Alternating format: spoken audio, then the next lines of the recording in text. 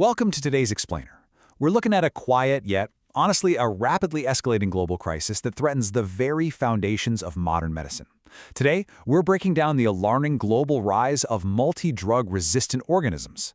To do this, we'll be using foundational definitions from the CDC's infection control guidelines, and we're going to pair those with a massive, brand new data set from the World Health Organization's 2025 GLASS report.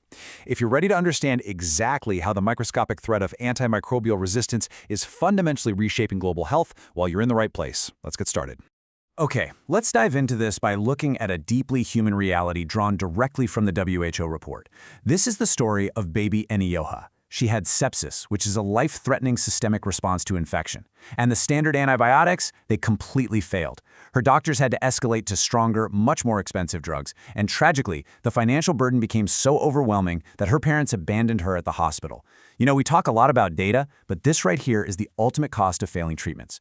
When our drugs stop working, it's the most vulnerable populations who bear the absolute heaviest burden. So, here is our roadmap for today. We'll start with number 1, the superbug threat.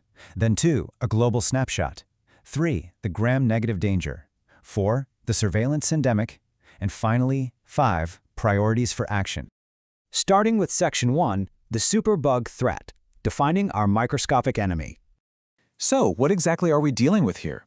The CDC defines MDROs, or multi-drug-resistant organisms, as microorganisms, mostly bacteria, that have incredibly, almost terrifyingly evolved to resist one or more classes of the drugs specifically designed to kill them. In plain language, these are bugs that our usual weapons literally cannot stop. Now, you might already be familiar with acronyms like MRSA, the resistant staph infection, or ESBL-producing bacteria.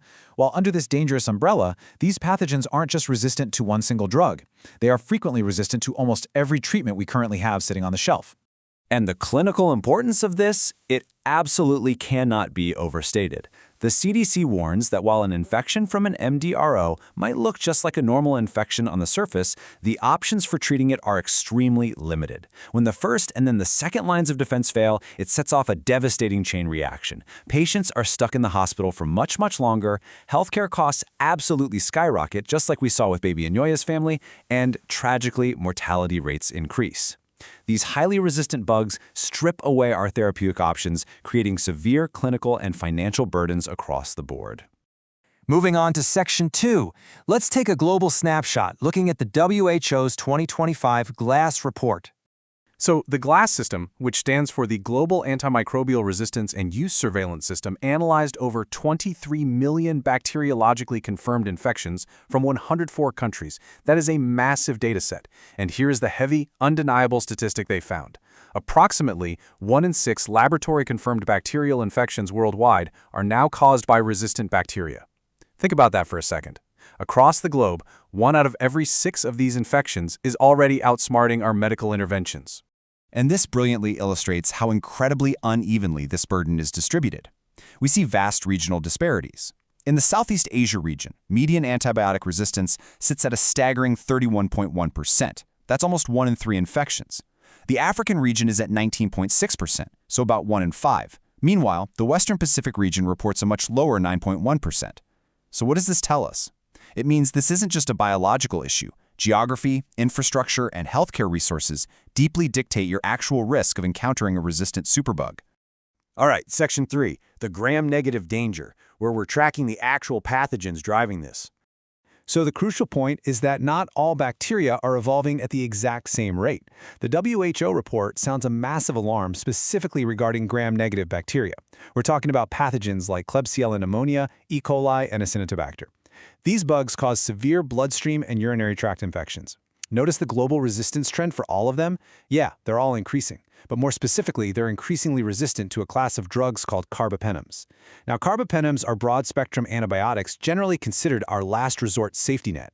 For Acinetobacter bloodstream infections, resistance to the carbapenem drug, imipipem, is now over 54% globally. Over half.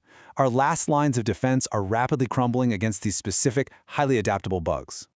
Which brings us to Section 4, the surveillance syndemic and the inequity of data.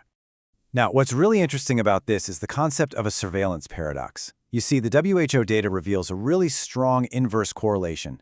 Countries with the lowest surveillance coverage actually report the highest levels of resistance. Why is that? Well, because in places with limited laboratory capacity, where dedicated scientists are working incredibly hard but with limited resources, tests are usually only run on the absolute sickest patients in tertiary hospitals, and usually only after early treatments have already failed.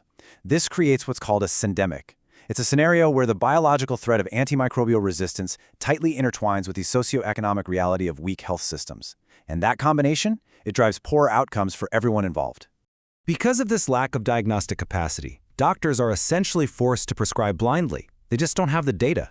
The WHO uses something called the AWR-E framework, which classifies antibiotics into access, watch, and reserve categories.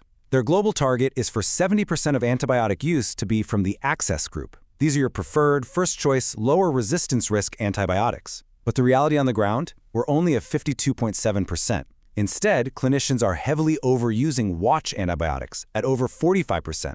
Think about it. When you don't have the lab capacity to know exactly what bug you're fighting, doctors defensively use broader, stronger drugs just in case. And that overprescription? It directly fuels the mutation and spread of the exact superbugs we were just talking about. Finally, Section 5, Priorities for Action.